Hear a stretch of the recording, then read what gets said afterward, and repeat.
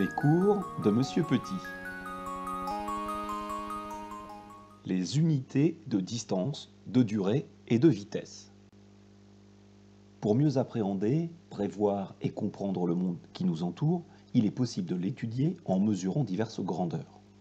Ainsi, lorsque l'on souhaite décrire le mouvement d'un objet, 3 grandeurs sont régulièrement étudiées: la distance, la durée et la vitesse. Voyons un peu les caractéristiques de chacune de ces grandeurs. Commençons par étudier la grandeur distance. La distance, c'est l'éloignement entre deux objets. Elle peut par exemple se mesurer avec un mètre ruban. La distance entre les points A et B est ici de 81 cm. La distance possède une unité dans le système international. C'est le mètre de symbole petit m. C'est cette unité, le mètre, qu'il faudra utiliser régulièrement pour faire des calculs en sciences. Attention à ne pas confondre le mètre, unité de mesure, et le mètre, instrument de mesure.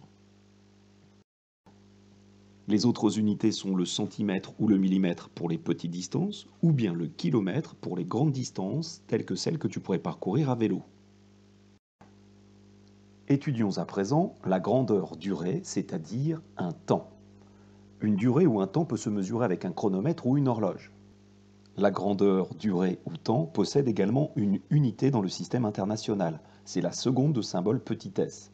C'est cette unité, la seconde, qu'il te faudra également utiliser la plupart du temps dans les calculs en sciences. La seconde n'est pas la seule unité de temps. Il existe également la minute de symbole MIN ou bien l'heure de symbole petit h. Pour les très grandes durées, il est également possible de parler en années, voire en siècles. Pour terminer cette vidéo, étudions la grandeur vitesse. La vitesse est donnée par le compteur de voiture ou bien indiquée par certains panneaux du code de la route.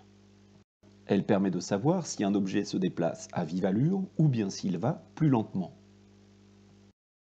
Il existe en fait deux types de vitesse. La vitesse instantanée, c'est la vitesse que possède un objet à un instant donné. L'autre vitesse, c'est la vitesse moyenne. Elle se calcule lorsqu'on connaît la distance parcourue par l'objet et le temps qu'il met à parcourir cette distance.